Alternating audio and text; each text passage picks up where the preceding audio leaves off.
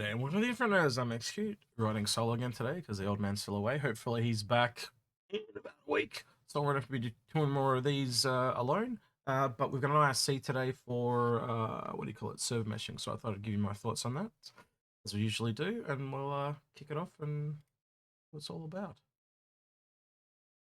So it's been a while since we had you in here. What's happened since then? Hi, Steve. Well, we all went back home and we didn't do anything for about a year and a half, and then suddenly we made server meshing happen. No. We've been busy.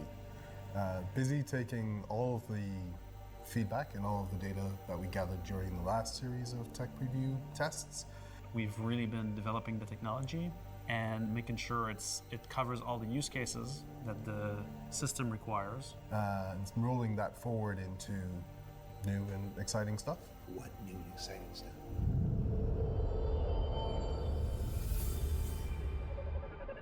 I can only talk about my experience in Evo, but it's been a real joy to see it get smoother and smoother. I did do a video the other day, like how to go through a jump point. If you want to see it, it looks damn pretty.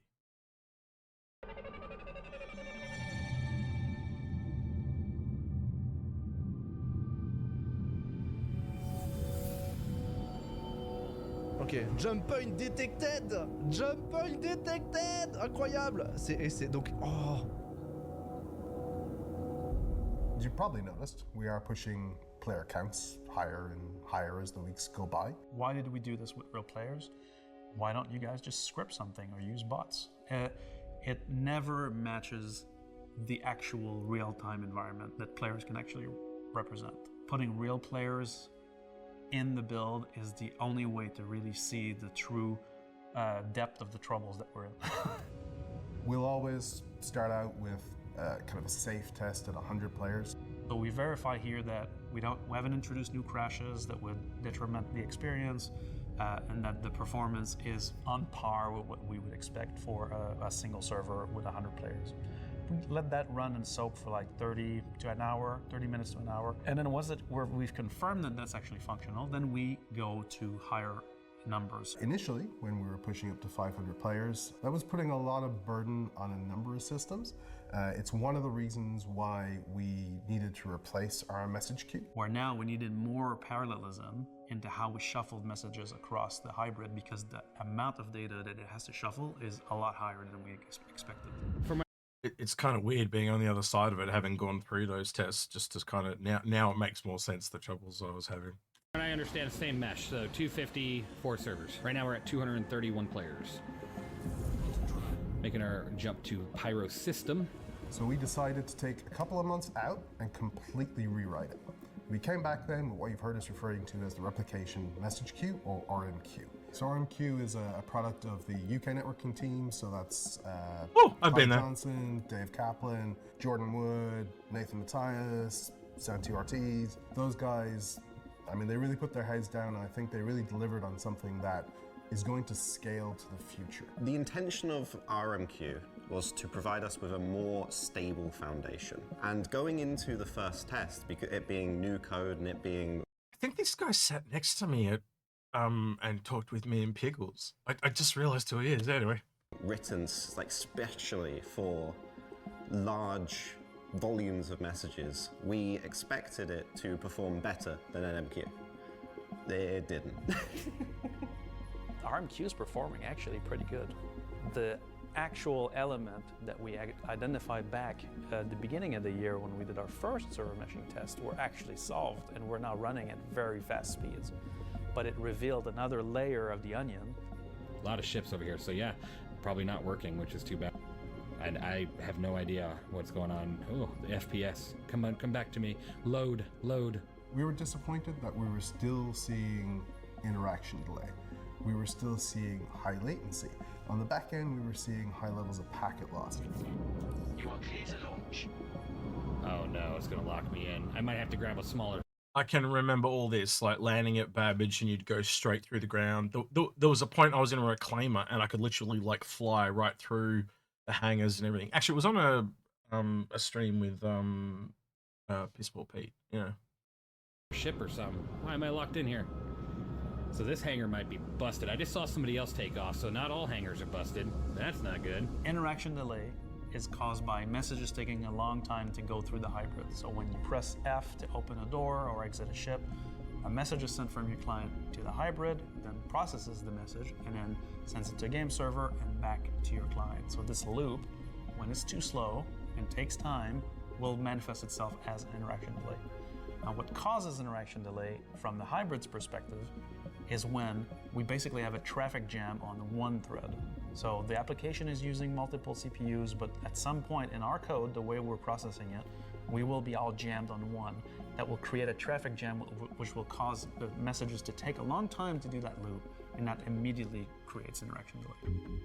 When analyzing issues with interaction delay, we saw that everything that was going wrong was kind of focused in on where all of the code that runs NMQ was. So when we went to try and optimize that, we discovered that we're kind of in this dead end. We can't really figure out how to, with the structure of NMQ, improve it. So with RMQ, we kind of addressed those problems kind of at their root and really thought about how we can not end up in this dead end again. That is the jump point. So we are going to, oh, well, that is not the jump point. That is where we're going. Within that amazing visual, there is a delightful jump point for us to go through, hopefully. I'm not entirely sure if it's working. I know people were telling me, because it's in Evocati, which is a very early build of 4.0, sometimes it's not working, but we'll find out together. What we expected from that is that we would be able to achieve a much higher throughput, which it does. It can achieve that. But by optimizing that, we see what was behind NMQ that was also causing issues, that wasn't getting the opportunity to really stretch its legs to the point where it was able to become an issue. NMQ was at a dead end, right? There wasn't so much we could do there, just to the nature of how that had been written. The game we were building at the time when that was written, radically different. It couldn't grow, it couldn't evolve. Exactly. It was limited in its nature. Our game is massively complicated. We produce so much data from everything, not just players, NPCs, from ships, from doors, from to elevators, to just everything kind of going on that the NMQ at least, and then the RMQ just no. So RMQ's focus was, yes, to immediately try and solve some of the issues we had seen, but also to provide us some room to grow. And right I'm hearing it's an old bottleneck issue, but I could be wrong. away, we noticed a distinct lack of parallelization when we update dirty messages. So a dirty variable is a piece of information or a variable attached to an object that hasn't been communicated to all other members of the mesh. The sync dirty stuff is just absolutely, it's taking up most of the frame. So where we were originally seeing, let's say we have this amount of space, right? We were seeing NMQ take up this much, and then the rest of the network update taking this much. But now we're seeing sync dirty take this much, and the rest of the network updates take this much, and then RMQ just this tiny little sliver now. So we've addressed RMQ, but oh wow, that underneath all of this, there was this other problem that never really got the chance to generate that load. Oh, it's just closed. Huh. Oh no. Okay, lining up. Oh my god. Entry requirements met. Oh my word, this is happening. Tuning complete. Oh, the music is actually giving me shivers down my spine. So we fix this by parallelizing the work or optimizing the work that's happening in that thread so that it goes faster. And so there's multiple approaches to this, but the number one thing that we've been doing in the first series of tests have really been optimizing and parallelizing the work for synchronizing dirty variables. Parallelizing this allows us to add more lanes. It's just like going from a single lane road onto a highway. We can just handle much more at the same time. So the server needs to send out any change that happens to the game, you move, you shoot, and send it to every other client that can also see that entity. What happens is that then needs to go through every single client and go, oh, can you see this, can you see this, can you see this, can you see this? And then synchronize dirty state. That then is what produces the message that updates you. what's a really, really easy optimization to make there, especially at higher player counts, is we can just go, oh, every single client we can do at the same time. They're not modifying any data, they're just reading it, because that's what sending it out is. You're just reading the data. And reading the data means just reading the data, not modifying it, means that we can run all of that information at the same time. So with not too much work, we can get a really, really big optimization. Oh, okay. Opening jump point. Guys, what the heck, man? This is next level. Entering jump tunnel. After that first wave of parallelization, we've seen some immediate benefits. It's feeling really good. Server's feeling good. Knock on wood, no server errors so far. The experience going through the jump point is it's good. I think you guys will enjoy it when you get to do it yourselves. But yeah, it's a visual spectacle too, as well as No crashes, stuff like that. So I appreciate that greatly. We started to see reductions in those key metrics for interaction delay and game responsiveness and packet loss. That was quite a dramatic exit, I have to say. I got very lucky I didn't just get slammed into one of these asteroids. Can you hear me? Jump if you can hear me. I'll jump again if you can hear me. Oh, nice, you can hear me, let's go. Things were showing signs of improvement. So you'll see we pushed the player count up again. This was our first test going past 1,000 players. And pretty rapidly we ran into the next bottleneck, which was the binds. And a bind, in very simple terms, is effectively the connection between your client and your view of the game world to the server's view of the game world. So if I see a coffee cup on the table in front of me, it's because my client, running on my computer, has bound over the network to the server's view and knowledge of the existence of that entity. All right, so sounds like they have to get all their ducks in a row. More FPS drops. Huzzah! It's primarily the medical area is terrible. Ooh, what's this? Open. Ooh, fuses. Down with your colony. In our game, we have a lot of entities. Last time I checked, Stanton was at well over 1 million in an average kind of game session, and numbers just get bigger and bigger as time goes on. Ivan said there were 1 million entities. That's like starter numbers, right? So, so that was just with Stanton. So Stanton, initially when we seed Stanton, so seeding is like just us putting all the initial state there. That is about 720,000 entities. I am at area 18. So now we're gonna have another experience. Oh my god. AI definitely feels a lot more variety. That's good. Looking good. Relax, pal. Just walk right through me. Jeez. After a little bit of soak time, so say a week, we see that very, very quickly grow to around 3 million entities per shard. So yeah, things grow pretty quickly, and like from there, we see things kind of continue to grow. This is kind of why we need like this big focus on like cleaning up entities and stuff like that. It doesn't just help the game, it also helps the network with the replication and the interaction delay. So in order to optimize the binds, what we need to do is properly assess what part of a big bind can be done in parallel with another so that they don't interact with each other. That allows us to go wide, use more lanes to go faster. The motorway is completely clear. We just can't get the things up the on-ramp fast enough. So what we're trying to do is basically add more on-ramps. So with binds, what that means is we might have the same number of entities that we need to actually get that you want to see updated. But what we can try and do is try and do that faster. So with parallelization, with some clever optimizations, among other things, hopefully. Sounds like they're like getting rid of the kinks one by one. Is looking positive. So we've been working on a lot of the more like tedious little details, which has been like kind of like figuring out how we get information into our message queue in the most optimal way possible. But that's also setting us up for being able to then be very clever about how we parallelize the binds. There we go. I just click on the left click on the mouse, so I open the tunnel. Here we go. Here we go. We are opening it. All right. Entering jump tunnel. Here we go. So smooth. So smooth. So smooth. Okay. I am really excited to see this progress further. Already the jump gates feel really smooth and reliable to make use of. This is going to make a very exciting addition to the game when it comes to live, and opens up so many possibilities for the future. Everyone at CIG is doing an incredible job of bringing this to reality. Amazing work all round.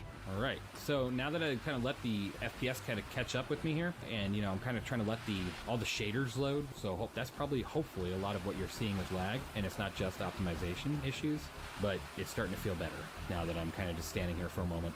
We really think that unlocking that will allow us to go to at least 10x performance on the versus the current game experience on live, which is at 100 players. But this will also allow us to uncover more layers of the onion that we can optimize to go at even higher numbers on one single hybrid, which will allow us to go bigger, just like we did with RMQ from NMQ, just like we did with the dirty variables optimizations. Binds will allow us to go further, but it's not the end of the tunnel. We still have... I think we're going to have to start referring to him as Onion Boy. Shitty onions. More work to do to get even more player counts on one hybrid. All right. We're gonna see what's inside here. Oh my god. This is so crazy. Oh, too much light. Un joueur! Un joueur! Incroyable! Bonjour! Bonjour, monsieur! The visuals are crazy. We want to push further, and the message from Chris is go as big as we can, as quickly as we can. We want to do that in a way that delivers a better feeling, more responsive game. We're not just going to jump to big numbers just because we can.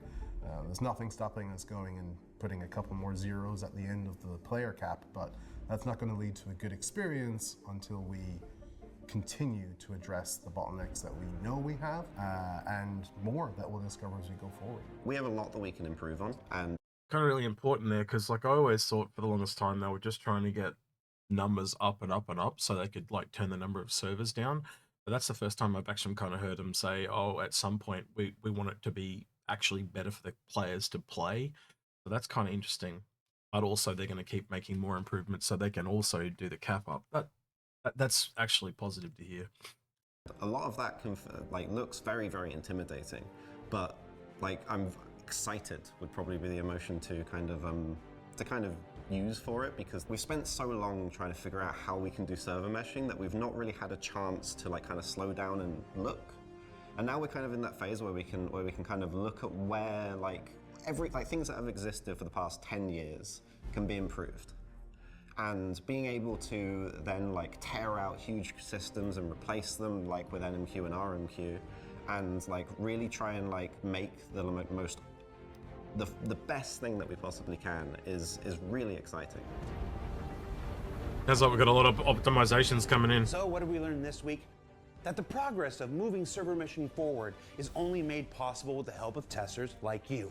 That each new win like RMQ peels back another layer of the performance onion to be addressed next, like binds, which since the time these interviews were recorded have made tremendous progress and are already revealing the next layers underneath.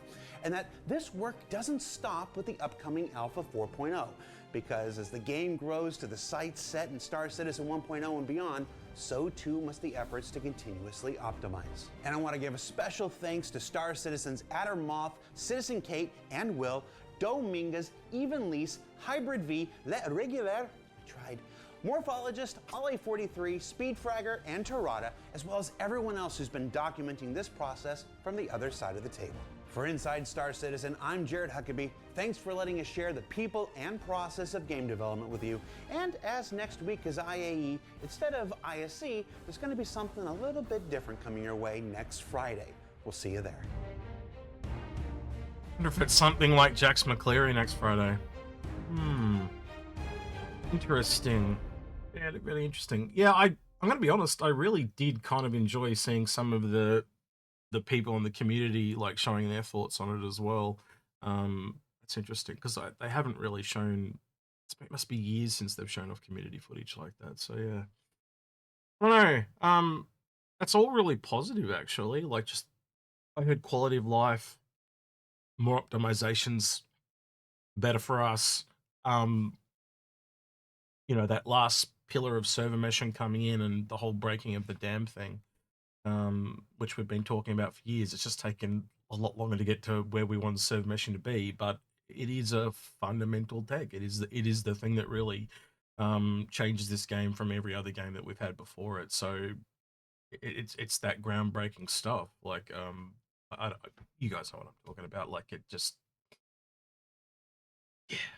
it's the magic, so to speak. All right. Yeah, with that then, don't forget to like, subscribe, ring that notification bell, and thank you to everyone that went extra mile on Patreon at the end of the video. And I'll see you next time. See you, citizens.